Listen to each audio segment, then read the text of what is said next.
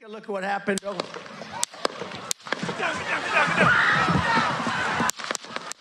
Donald Trump has been shot. His 20-year-old attacker has been killed by the American Secret Service. The former president has survived, vowing to fight on after a bullet ripped his skin.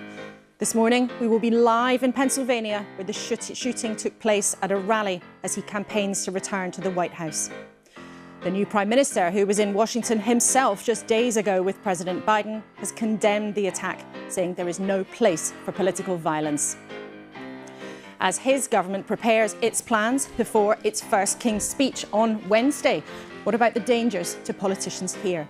The new Leader of the Commons, Lucy Powell, a new member of the Cabinet, is with us this morning. We'll be speaking also to Nigel Farage, a friend of Donald Trump and the leader of Reform UK. And we'll hear from perhaps the most powerful Conservative left in the country, Lord Houchin, the Mayor of Tees Valley. He'll join us later as well. And of course, there is one other huge story in town. We will be in Berlin with the BBC's Kelly Summers, who's been with the England team pitchside for weeks. Gareth Southgate and his squad, only the 5th team to make it to back-to-back Euros finals, the first English men's team to make it to a final overseas. Can they make history and win it and go one better than they did 3 years ago at Wembley? And my team at the desk for the next 60 minutes, Kim Leadbeater, Labour MP, Samuel Kasumu, former Conservative advisor, and Greg Jackson, the boss of Octopus Energy. Welcome to you all.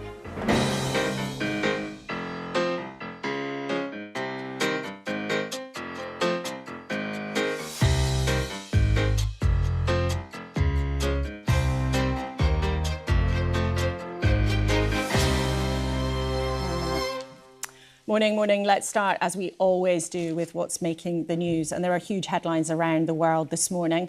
On the front page of the New York Times, Trump is safe after an assassination attempt at a political rally. What's happened to Donald Trump leads the BBC to, of course, the Sunday Times website carries one of those incredible images on its front page. The Sunday Telegraph features the dreadful events in Pennsylvania too. There is, of course, however, huge interest in what will happen in Berlin tonight. The Express, the Mirror and the Mail on Sunday splash on the hopes for England in Berlin. And we will talk about that a little bit later in the programme. But let's start with this moment last night when Donald Trump was shot while on stage. What happened?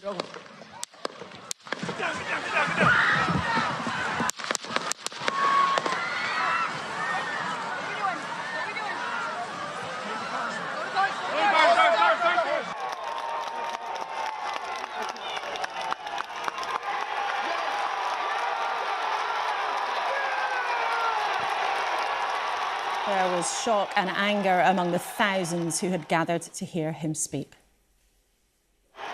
We noticed a guy crawling, bear crawling up the roof of the building beside us, 50 feet away from us. So we're standing there, we're pointing at the guy crawling up the roof. And he had a gun, right? He had a rifle. A rifle. We could clearly see him with a rifle.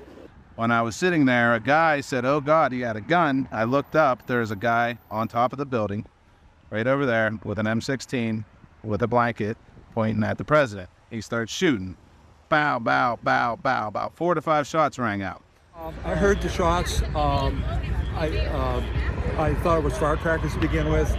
Somebody over there was screaming, "He's been shot." Huge questions about how this could have happened. President Biden has condemned the event. The idea that there's political violence or violence in America like this is just unheard of. It's just not appropriate. And everybody must condemn it. Everybody. I'll keep you informed, and if I am able to speak to Donald, I'll let you know that as well. Well, Jenny Kumar, our BBC colleague, is in Pennsylvania for us this morning. Jenny, it's the early hours of the morning. What's going on the ground there now? Well, when we arrived, we were right by the scene. We were moved on.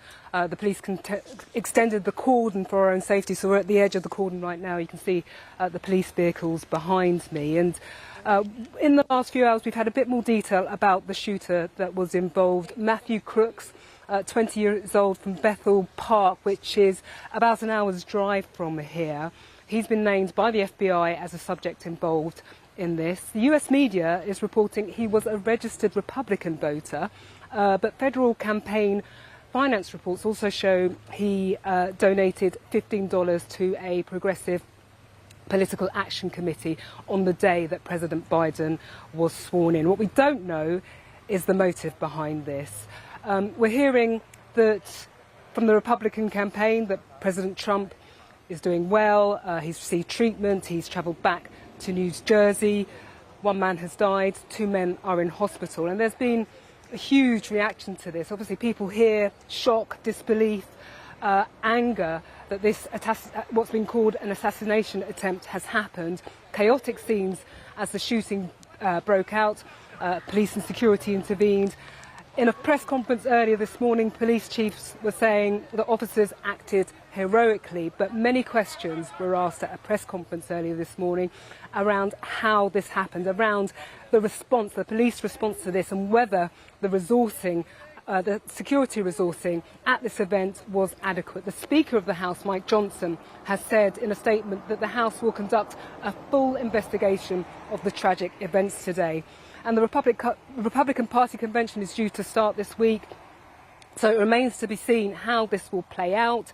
And the Republicans are saying that this could mean a win for Donald Trump in the general election in November. OK, Jenny, thank you very much indeed for joining us very, very early in the morning there in America.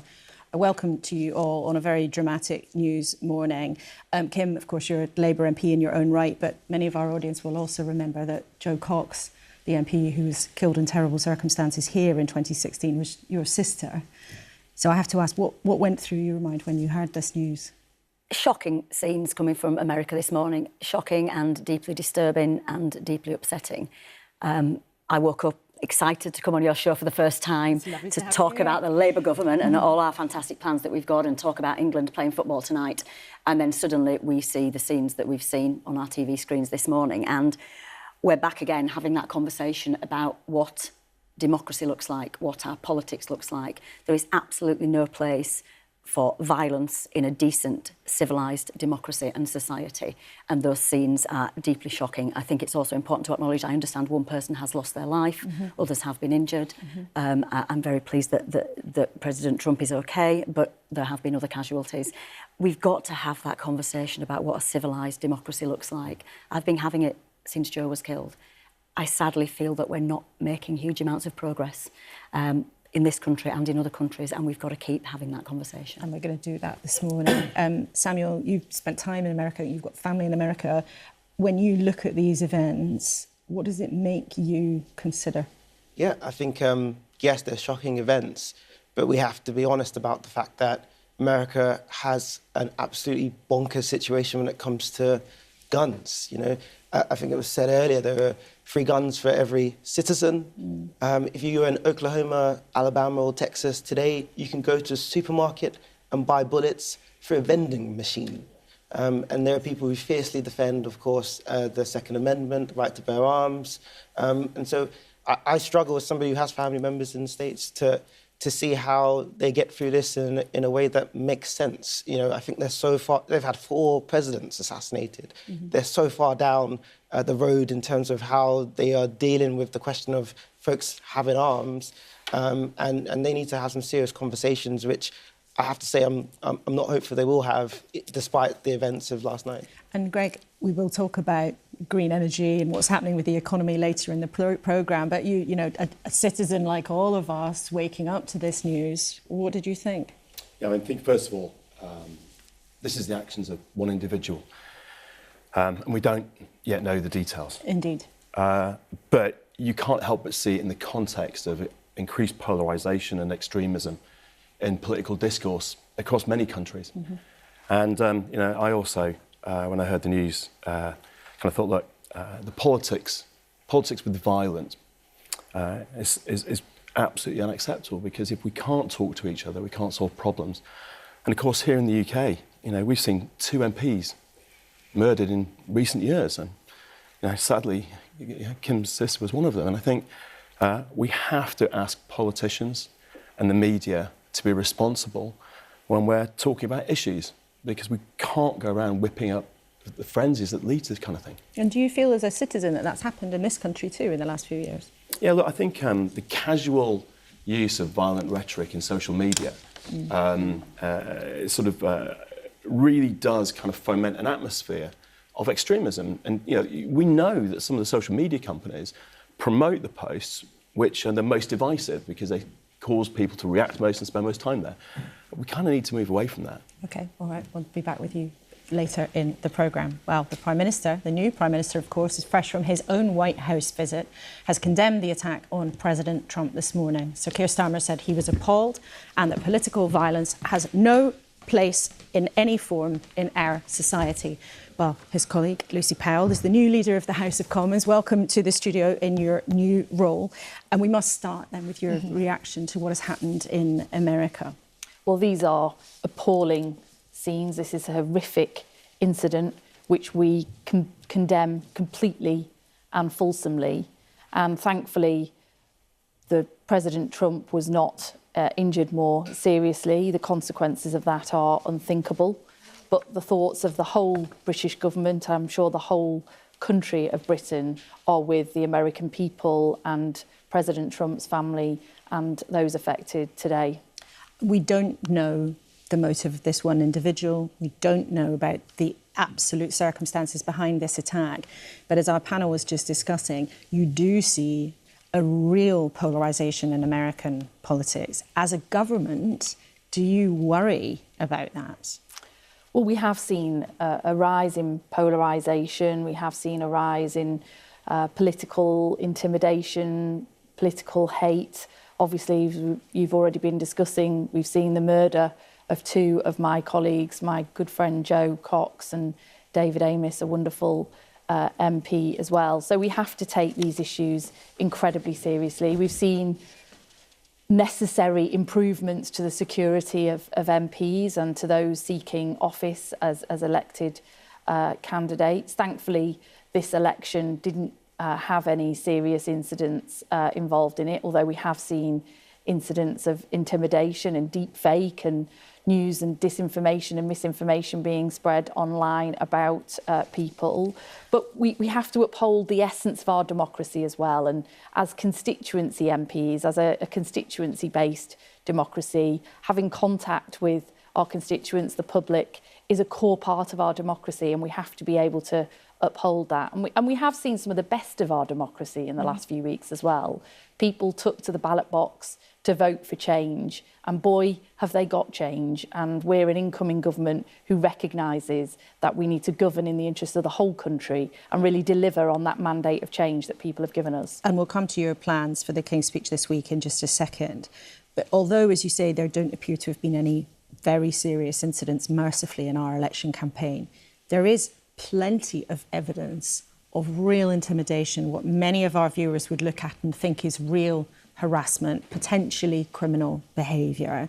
And the government's independent advisor on political violence, John Woodcock, now Lord Walney, has called on the Home Secretary to investigate this further, to allow him to document what he calls a dark underbelly of abuse and possible coordination between groups who are intimidating candidates. Do you think that people who were trying deliberately to intimidate MPs may have been doing so in a coordinated manner? I think it's too early to say that. There definitely has been a dark underbelly in certain constituencies, in certain communities, in certain places and online during this election. I've seen it myself. I saw it not just in this election, but in the local elections and those before it. Our Security Minister, our new Security Minister, Dan Jarvis, has been speaking to every individual affected over this campaign. The Home Secretary is looking at these issues. The Speaker has been very clear about it as well. We have put in place a lot of extra security measures, but we've got to look at this in the round. Where is this coming from? Where is this hate being spread? How is it being spread? What does it lead to? The dehumanisation of politicians, and where that is veering into harassment, intimidation, and in some cases, violence. As you say, individual incidents on their own may not cross a criminal threshold, but taken together are a disturbing, worrying pattern that we need to tackle. But we've heard from Kim this morning already. It's 8 years since Jo Cox was killed. I know she was a close friend of yours as well as Kim's sister. She doesn't think that progress is being made. And we have heard from our politicians time and again, yes, we must take this seriously. But evidence from this election campaign appears to suggest that actually things have been getting worse.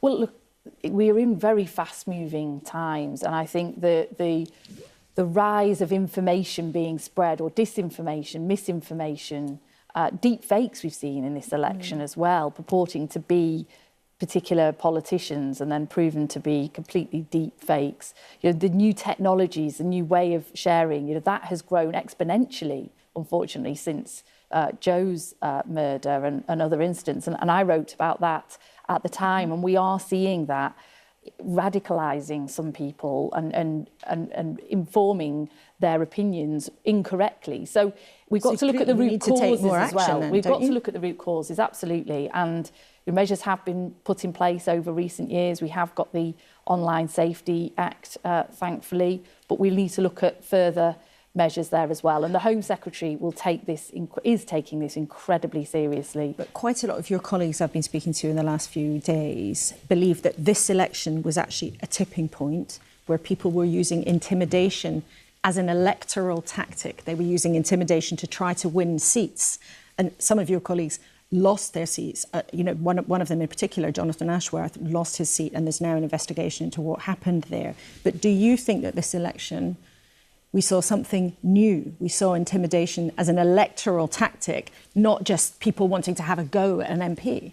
It is evolving all the time, and I've seen some of the footage relating to Jonathan Ashworth and other of my colleagues, Rushanara Ali, others have been subject to that, and those things are being looked at, and there are some questions, very serious questions to answer there. And I think the police need to also, I mean, the police in Greater Manchester, in my area, took these issues very seriously when they were reported. I don't know that that was the case across all police forces, but I think upholding our democracy, because this is not about individual politicians seeking sympathy or wanting more security. This is a fundamental issue about upholding our democracy, people being able to freely vote for who they want to vote for, people being able to stand for election without fear of intimidation, abuse and harassment. These are core values that represent our country, and we take them very seriously. And what I'd also say is that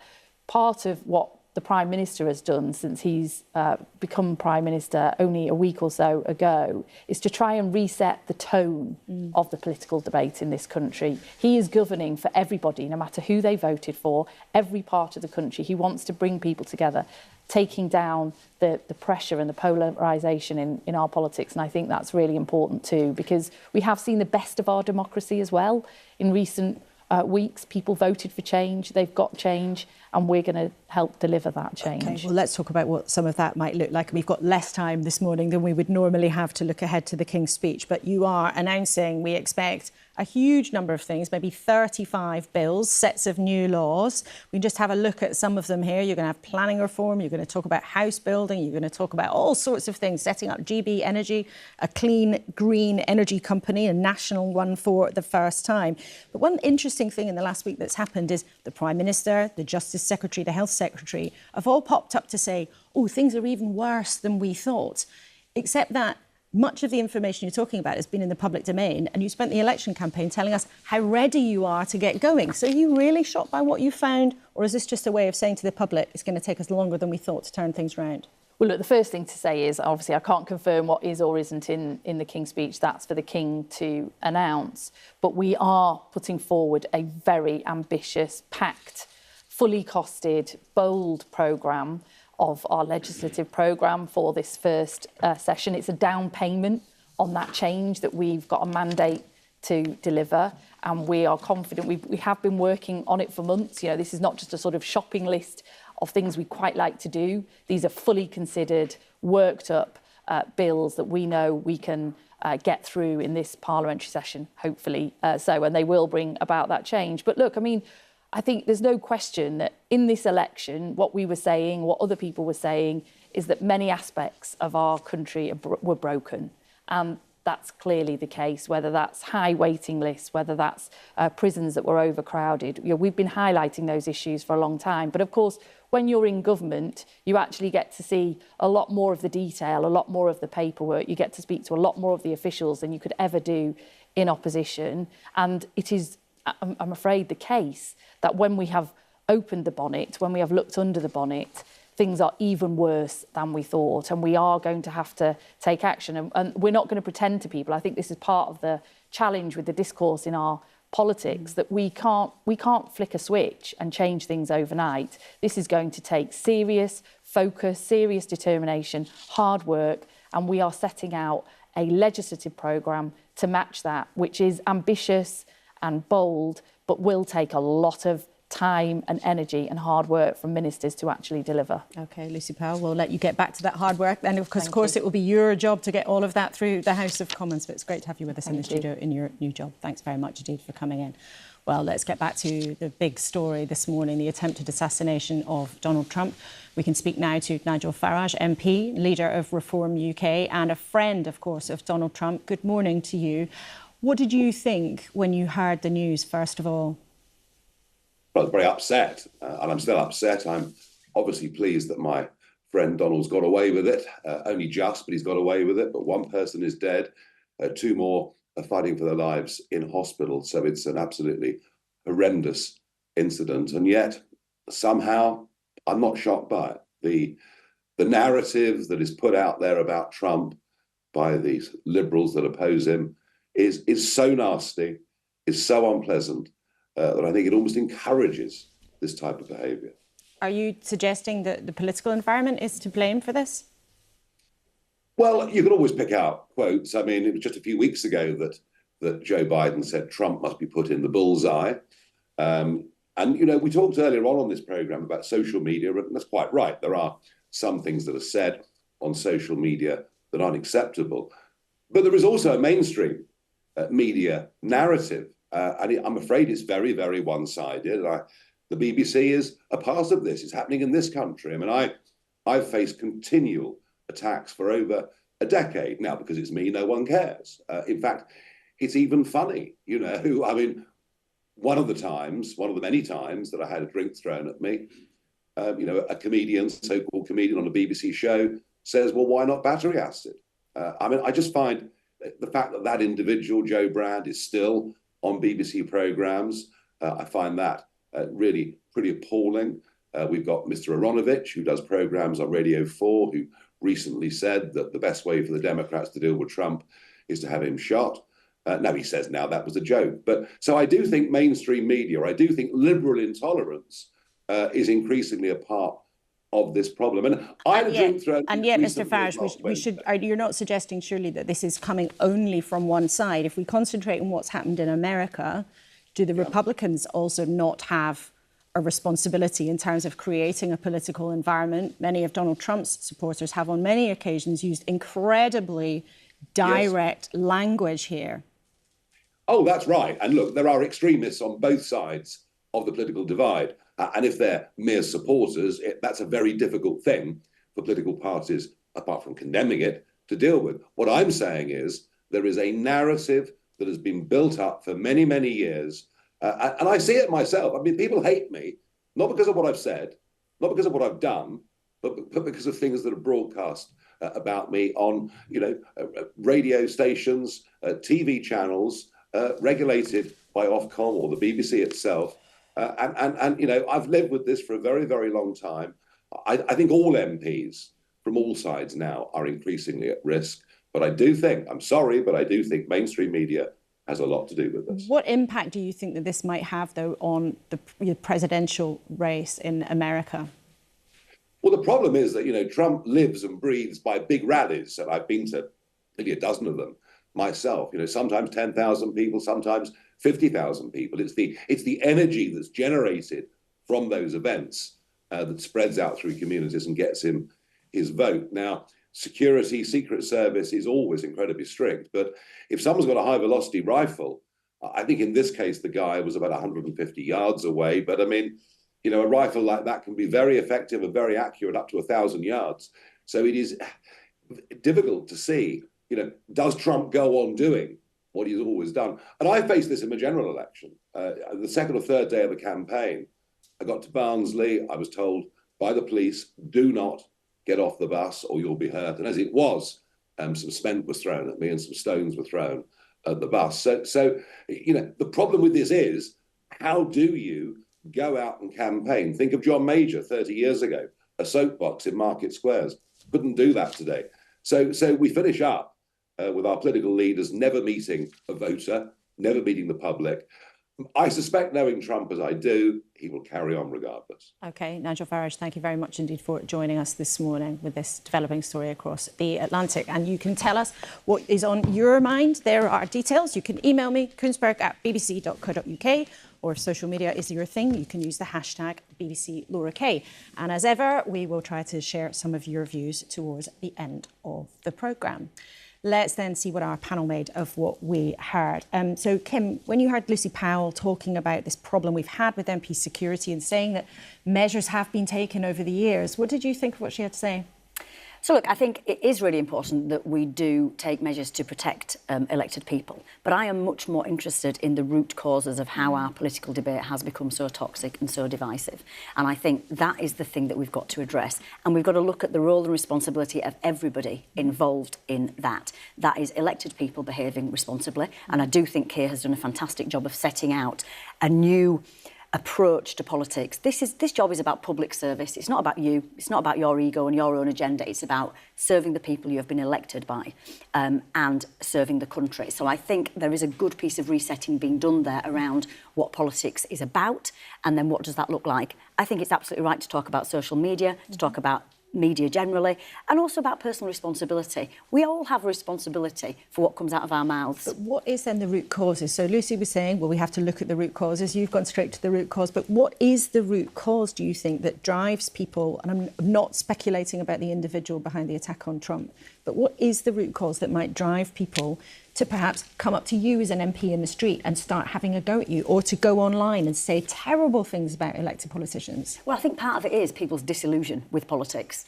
and part of that is the responsibility of people in public office. You know, we've seen some pretty poor behaviour at times from elected people, so we've got to look at ourselves and look at how we behave and the standards that we set. The media's got its job to do as well. I often talk about the fact that loads of really good stuff goes on in Parliament and we never see it on the telly, we never see it in the papers. There's a lot of cross-party working that goes on. You know, I've got good friendships across the House, but that doesn't get focused on.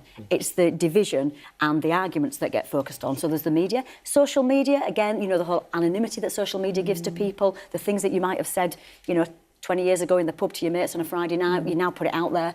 But it's a complex conversation and there isn't one cause. There's lots of different aspects to it. And Samuel, as a politician, you know, with a sort of rising generation, right, who wants to be involved, I mean, sometimes people might imagine, actually, why do you want to get involved when it's so toxic? Yeah, I ask myself that question very, very often, to be honest. I mean, as you will probably remember, when I left my job in Downing Street, one of the things I warned about was this politics of division. That's right. Under Boris Johnson. So you worked for Boris Johnson and then you quit because you were unhappy at the direction of travel. Yeah, because I felt like politicians, well, I feel like politicians have a responsibility to have some candour about how they articulate themselves and recognise that their words have power. And in fact, my first interview after I left, I said, well, we don't want to have another situation like Joe Cox. And within a year, of course, of that interview, David Amos sadly was murdered. And so whilst it is always the responsibility of the individual who commits the crime for the crime, I think we all have a role to play as a political class. And people always talk about the root causes. One of the things that I think often gets missed is this idea of being able to bring people together. So we are in the UK, in the US to an extent, we're a nation of different types of groups, and we've evolved greatly over the last 75, 76 years since the time of the Empire Windrush and Commonwealth migrants and migration from Europe, etc. But no government has ever really focused on, OK, so how then can we all be brought together? How can we find ways to build relationships with people that might feel or think differently from ourselves, might have different cultural norms, etc. And you know, we'll probably talk later about the Euro final, and that's an opportunity that brings people together. In 2012, we had the Olympics. That brought people together, but we can't just have events. We have to have sustainable moments for us to build bridges and a collective culture and identity that we can all feel a part of as well. And that's the impact on democracy, isn't it? We lose good people from public life, and there's many examples of people who've stepped away, not solely because of intimidation and threats, but partly because of that. And also, why would a young person want to get involved in politics when they see how toxic it can be? And that's the risk that we've got to our democracy. And what kind of thing in this campaign have you seen, Kim? I have to say, my campaign in my new seat of Spen Valley was very civilised. In the main part, I was very fortunate. But some of the things that we've seen, some of the things that our colleagues have been through, Shabana Mahmood, Jess Phillips, Rushan Arali, Helen Hayes, you know, I could go on. I could go on. The personal insults, the attacks, the posters of people's faces, you know, I mean, just horrendous types of intimidation and threatening behaviours. And then also activists, you know, people who are doing this on a voluntary basis because they believe in a person or they believe in a political party, going out on the streets, being shouted at, having things thrown at them. You know, is that what our democracy looks like? It's absolutely fine to disagree passionately and robustly. I'd be the first person to say, let's sit down and talk about it. Let's have a chat. Let's have a conversation about it. But if we resort to violence and threats and abuse and intimidation, there is a deeply worrying impact on our democracy, and we have got to push back on that as much as we can. I mean, it's a tall order, Greg, though, isn't it? You know, we have a big, complicated society, and it does seem that a lot of people might imagine, you know, the genie's out the bottle. People have forgotten how to disagree in a civil way. I think, first of all, it's worth thinking a little bit about historical context. Yeah. In my lifetime, I've seen President Reagan get shot, John Lennon being assassinated, the Pope being shot. You know, public figures have always, unfortunately, been exposed to the actions of individuals. I think the reaction to this is what's important. Is our reaction that we become more polarised, or that we come together and recognise that more civil discourse can lead to better outcomes? So, for example, I mentioned social media earlier, the extremes.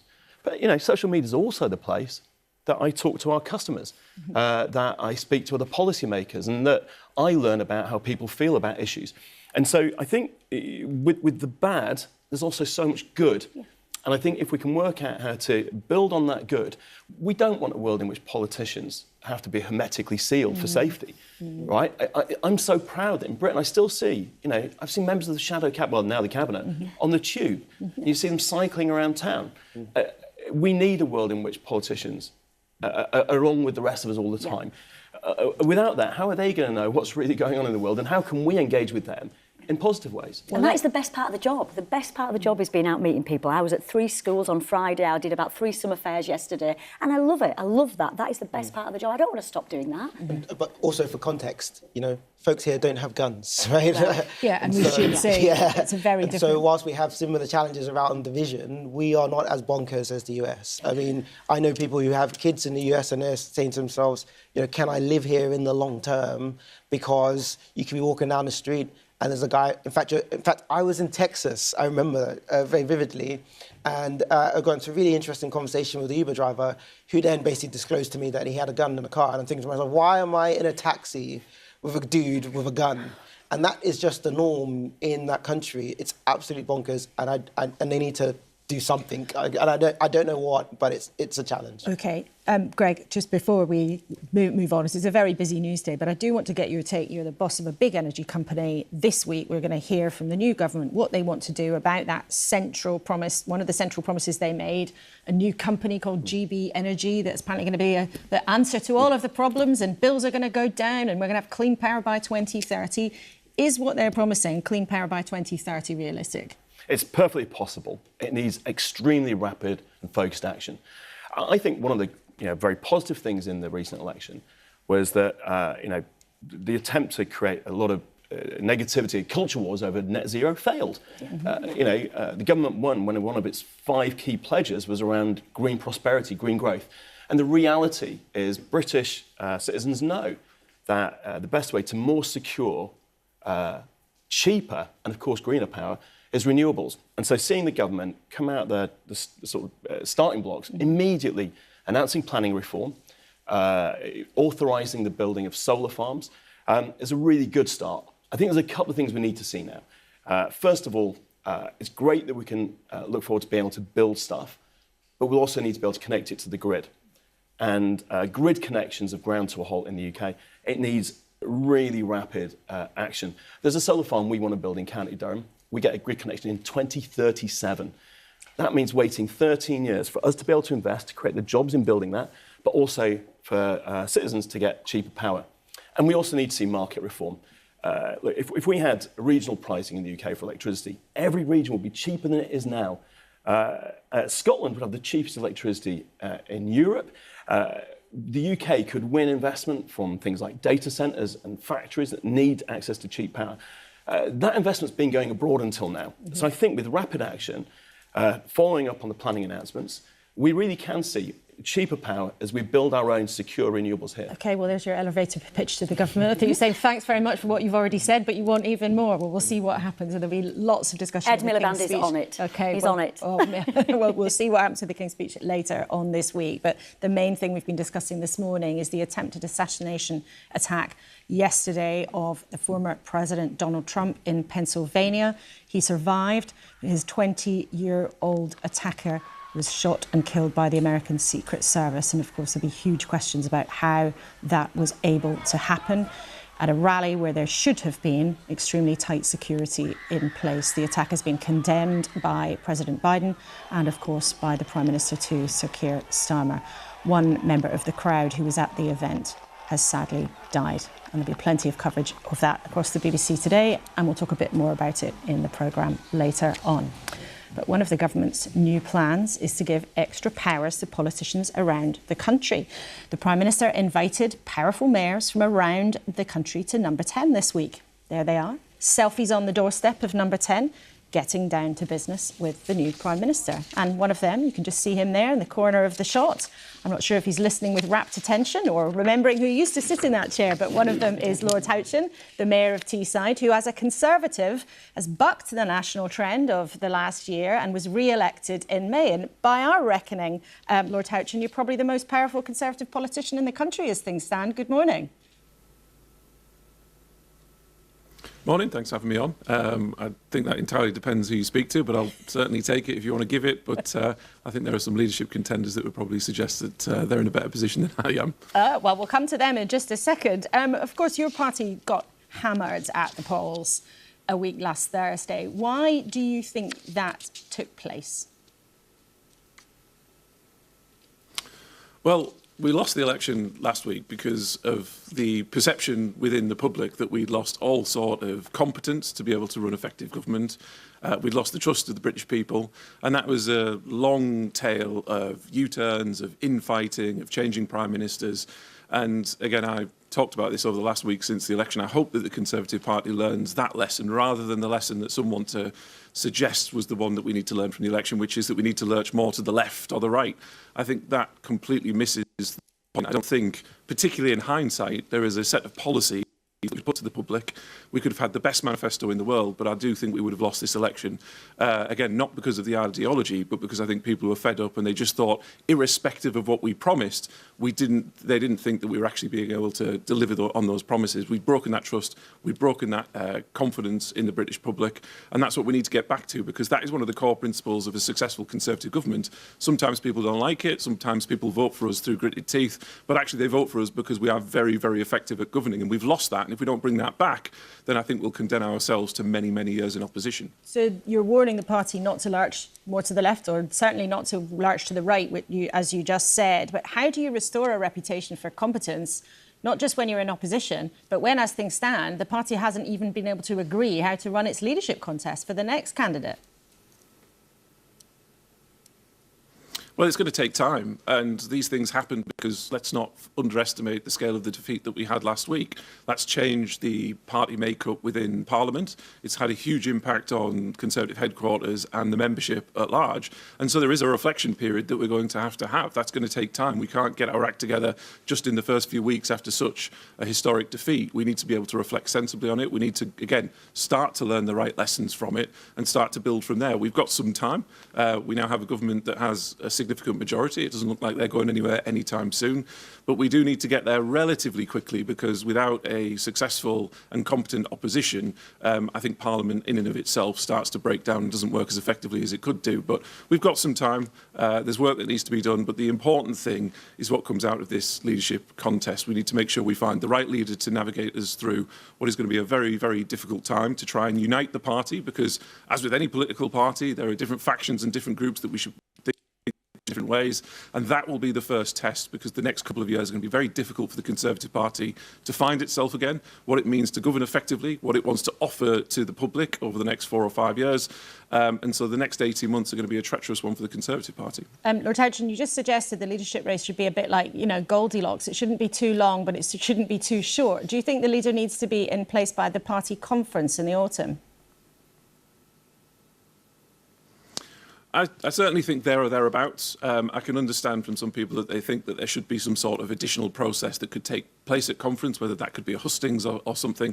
But I think certainly in the first half of October, we need to be getting to a place where we do have a leader in place. I think the honest answer is we know roughly, don't we, the likely candidates who are going to put themselves forward for the leadership contest. I think some have probably already declared. If they haven't, it's pretty obvious. They're pretty well known to the Conservative Party. We roughly know where they stand in the Conservative Party spectrum. Yes, there's a process to go through for them to be able to put themselves forward to say what would they would offer a new Conservative Party. But the idea we need a long and protracted process that gets into some sort of existential crisis about what the Conservative Party stands for and what these leadership contenders stand for would be a waste of time, because, like I say, they're going to be relatively well known to us. There may be a couple of wild cards that decide to put themselves forward that could try and change that dynamic ever so slightly. But again, if we have it too long, and we look and we navel gaze for too long, that's going to turn off the public even more, because it again feeds into that perception that we're more concerned about the ongoings of the Conservative Party rather than what the public care about, which is how do we help improve their lives, how do we help improve our communities, and how do we help improve local public services. And given that they're already pretty much well known, as you've said, do you know who you will back yet? And have they been on the phone begging for your vote? I honestly don't know who I'm going to be backing yet. I think it would be remiss of me to try and pretend otherwise, Laura, but absolutely a number of the contenders have already been contacting me, and over the coming weeks I'll be meeting with them because they've asked to meet with me to discuss their intentions. But we'll have to wait and see what happens, because again, while lots of the contenders I think are pretty well known to most people, it will depend on what their offering for this Conservative Party is going to be, because we are in a new world. The Conservative Party is very different to the one it was just a few weeks ago, and so while those people are familiar to us, we also need to understand what their positions are on rebuilding the Conservative Party, what the hard yards are going to be that they're going to put in over the next 12, 18 months, 24 months to be able to rebuild the Conservative Party from within, but also start to reach out to the public to be able to rebuild that trust and confidence, which, let's be honest, is going to take a significant period of time. And once upon a time, there was a well-known prominent mayor in a big city in England who ended up using that platform to become the Conservative leader. That was one Boris Johnson. Would you rule out having a tilt at it yourself one day?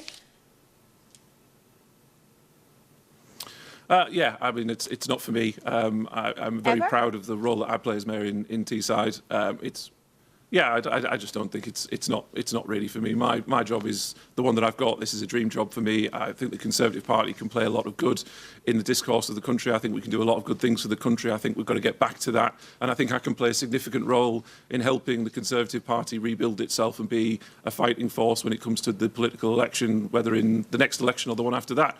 But again, there are many more people in Westminster who are much more ambitious and qualified than I am. So I'll leave it to them for now. OK, Lord Houghton, thank you very much. It's great to have you on the programme with us. And do come back once we see what happens with Keir Starmer's plans to give you and mayors around the country more power.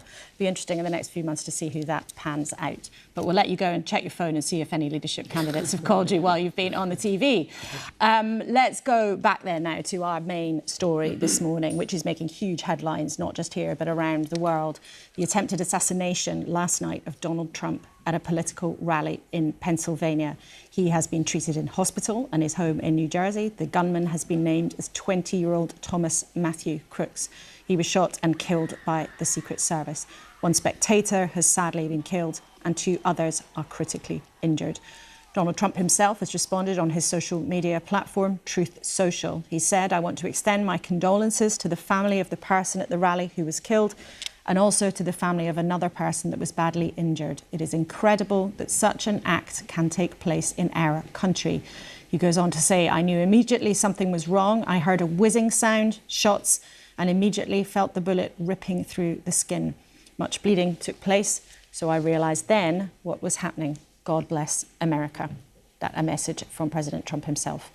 Now, let's speak to somebody who was at the event. James Fletcher can join us, and he was at the rally in Pennsylvania. Good morning to you. Thank you for joining us. What did you see? So I was there, not very close to the stage. The whole setup of the Trump rally is obviously mostly a televised event, and so very few people are actually close to him when he's on stage. I was probably about 100 meters back, but I obviously heard the gunfire. Because of the sound of the event from the audio system and a bit of wind, it was very hard to judge in any way where the shots were coming from. So initially, people were pretty silent and disorientated. Also, it's worth mentioning it wasn't automatic fire, which made, for me, quite a difference in knowing that it was unlikely a mass shooting event. You could tell they were purposeful single shots taken. And James, did it feel like an event that was well organised, where security was tight? Because we've heard from some eyewitnesses already, they actually saw somebody on a roof with a gun, which seems extraordinary to imagine that could have been allowed to happen within shooting distance, literally, of the former president. But did it feel to you like an event that was safe or ought to have been safe? Well, there are two parts to this. Getting into the event was very carefully managed by the Secret Service with airport-style security and very thorough bag checks, so there was no nonsense there. Where the shooter was outside the secure area, and undoubtedly there were going to be some very serious questions to be asked and answered about how on earth it was possible for someone in broad daylight to get access to, I think it was a white roof, and therefore pretty conspicuous. And also, it turns out, in direct sight of the Secret Service agents that were very conspicuously on the roof behind President Trump. So I do think there are going to be some serious recriminations after this. And what was the atmosphere then like in the crowd? I mean, some people must have been terrified by what happened, but you said intriguingly there was sort of silence to begin with. Well, there was, in a sense, because of the noise of the event and the wind and the distance of the shooter. It's actually very hard to pinpoint where the shots were fired from. And so, in fact, if you think about it, in a sense, if you don't know where the safe place is to go, you kind of don't want to be running in the wrong direction in case you're running towards danger. So a lot of people, and me included, were somewhat disorientated by the fact that we were standing in the middle of this field, knowing there was obviously danger from a gun, but not knowing where to go. And once it became apparent that it was an assassination attempt rather than a mass shooting, in a funny way, the crowd became kind of calm and people left in a pretty orderly manner. And that was the end of it. James Fletcher, thank you so much for joining us. It's the very early hours of the night where you are in Pittsburgh. So thank you very much indeed for joining us on Sunday morning here in the UK. Thank you. Well, of course, America is right in the middle of the race for the White House. The former president's trying to unseat the current occupant, Joe Biden, who separately has been facing calls from his own side to pull out of the race. The well-known American pollster, Frank Luntz, can join us now. Thanks for making the time, Frank. What do you think the effect will be on this race? I think it's going to cause people to reach the conclusion that we talked about on Newsnight a few weeks ago, that the democracy that Americans sometimes take for granted is really under significant threat, that people are willing to take matters into their own hands, that the civility and decency and respect that we expect and demand from our politicians is lacking and is causing real damage. Specifically on the vote, this is going to have an impact not on who people support, but on their likelihood of getting out and actually participating. I think you're going to see a 1 or 2% addition to Donald Trump's vote, particularly in the state that this happened, Pennsylvania, which is a critical swing state, because every Trump voter in Pennsylvania is going to participate. The intensity of that vote, we've probably never seen anything like it, and that in itself could make a difference in November. So you really think this could play in significantly to the race for the White House?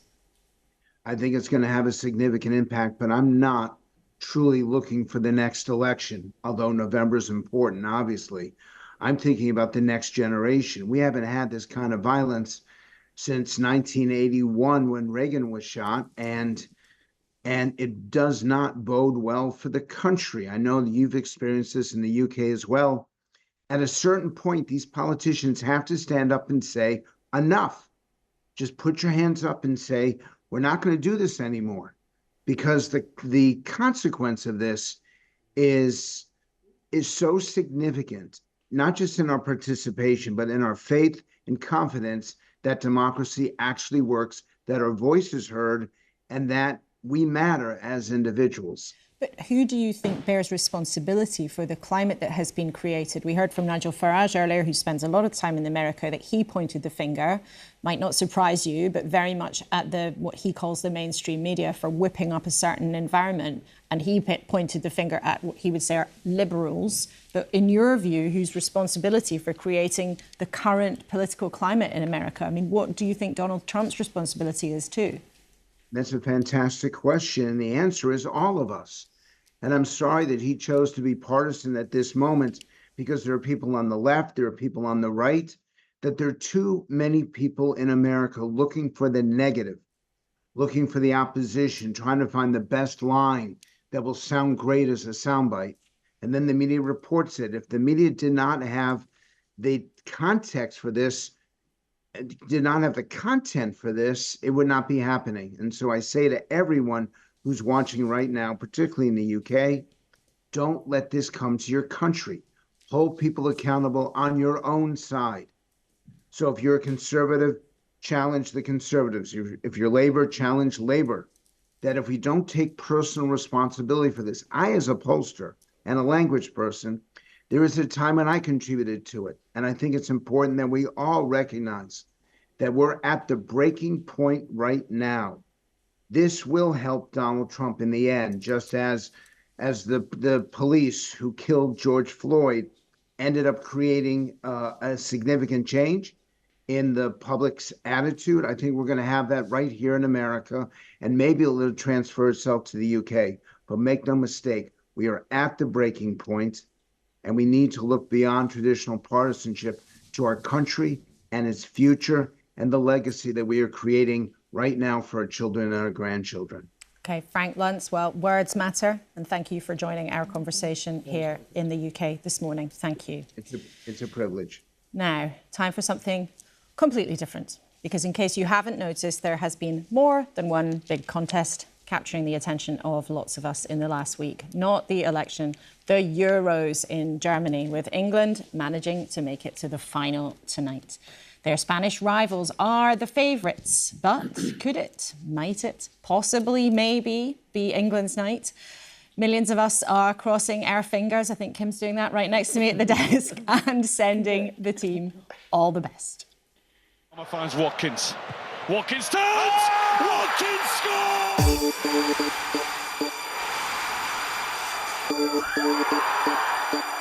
My lover's got no money, he's got his strong beliefs. My lover's got no power, he's got his strong beliefs. My lover's got no fame, he's got his strong beliefs. My lover's got no money, he's got his strong On behalf of the entire country, I want to wish you the very best of luck for the Euro finals tonight. Now, you don't need our good luck, because you're there because of your talent, your skills and your hard graft. You have already made our country so proud, and we're backing you all of the way. Well, these guys at the table, have you been cheering just while we were showing the images from the last few days? But a nice side hustle of being the Prime Minister is a ticket to the match tonight. So Keir Starmer, who's a real football fan, is off there. But the BBC's Kelly Summers will be pitch side with the players. And she has, for weeks, been with them every step of the way. Hi Laura, hi everyone, welcome to Berlin. I'm around 7 miles from the stadium where Spain will take on England in the Euro 2024 final. I don't know if you can hear the England fans, but they have arrived in the city in their droves and are making plenty of noise. This is a city filled with so much history, and Three Lions could be about to make more history once again. I've been out here now for almost 5 weeks following them. I've been at their base in eastern Germany in Blankenheim. I've done, I think, about 12 interviews with Gareth Southgate, and I've spoken to pretty much every single member of the squad. Been to all of the games as well, and it's been a bit of a roller coaster tournament from the very start, when performances weren't quite what we hoped for. A bit of noise from media and fans, but as they have gone through the gears, as they've gone in the knockout stage, it has been so exciting. They've been through pretty much everything, haven't they? They went to extra time and penalties, and that dramatic, a late winner from Ollie Watkins in the semi-final, and it's kind of affected the mood throughout as well. It's got better, the players have got more open. Gareth Southgate in particular has become a lot more open over the last week or so. He said he didn't even mind having to do multiple interviews with me, because of course the more games they won, the more he had to see me. The players once again been telling some brilliant stories. Jared Bowen told me how his dad was travelling all the way by camper van from Hull to every single game. Mark Gahey, one of the standout performers, spoke about his footballing idol Didier Drogba. It's been amazing. I also haven't been lucky enough, understandably, to get to the team hotel, but he had told us it's amazing. They had absolutely everything: darts, arcade, paddle, indoor and outdoor pools, a whole spa. So they have been treated very, very well indeed, but it has all paid off. Gareth Southgate and his squad, only the 5th team to make it to back-to-back Euros finals, the first English men's team to make it to a final overseas. Can they make history and win it and go one better than they did 3 years ago at Wembley? Tune in later on BBC One to find out. I want to know who's been playing darts and who's been in a spa getting ready for the game. Kim, you were, I think, the kind of main person in the UK parliamentary women's football team. Where are you going to be watching the match tonight? You excited? Yeah, I'm really excited. I'm a massive sports fan, big football fan. I am on the women's parliamentary football team, and I think the power that sport has to do good on the pitch and off the pitch is fantastic. Let's see if the men tonight can, do what the women did 2 years ago. Yeah, don't forget, the women have already done it. Right. Greg, where are you going to watch? I might be watching at home, actually, but with some people coming around. But we're all taught that it's taking part that counts. But honestly, if the national football team, it's 1,000 times better to win. And I loved the message from the King, which said, please, no more 90th minute, no more extra time, no more penalties. So, fingers crossed, toes crossed. This time we really must win. Bring it home. And Samuel, I know you're a bit of an armchair manager. Oh, yeah, totally. Always get myself in trouble via Twitter. But yeah, I'm going to be watching at home with my kids who are going to be able to go to school later tomorrow. So the headmaster sent out a message saying so. That's great. So the kids can have a lie-in if they can stay up tonight. Well, to be honest, in the semi-finals, my 8-year-old was trying to stay awake, and I was watching him doze off. So hopefully today he won't do the same. But he made it to see the goal. What I would say is, firstly, England are peaking at the right time. Yeah. I think we've all been united in our criticism of Gareth Southgate in recent weeks, but he seems to have been the one that has vindicated all of his decisions. And I think it's very clear he's now, whatever the result tonight, the greatest England manager in history. I mean, he's the only one to reach 2 finals, bluntly. No one else has done it. And so, I'm hopeful. I think they're gonna do it. Okay, well, we'll see. And I hope that it doesn't go to penalties, also, so that your kids can stay up and watch it without actually falling asleep. But all three of you, thank you so much indeed for joining us this morning on a very busy morning for news. Thank you to you, of course, at home for watching us on this Sunday morning as we've been digesting the events across the Atlantic which have made headlines here and around the world, as we've seen the return of political violence to the United States during a presidential race. If you've just switched on, Donald Trump has survived an assassination attempt. He was last night at one of his big rallies in Pennsylvania as part of his campaign to return to the White House. The shooter was shot dead by the Secret Service at the scene, and one bystander was killed. Our teams across the BBC will have everything you need to know as events unfold and what happened becomes clearer through the day. A bit later, I will be with Paddy O'Connell on Sunday's newscast on BBC Sounds, and of course on TV, on BBC One, on radio and online tonight at 8 o'clock. England awaits. We'll see what happens there. And I will look forward to seeing you next Sunday, same time, same place.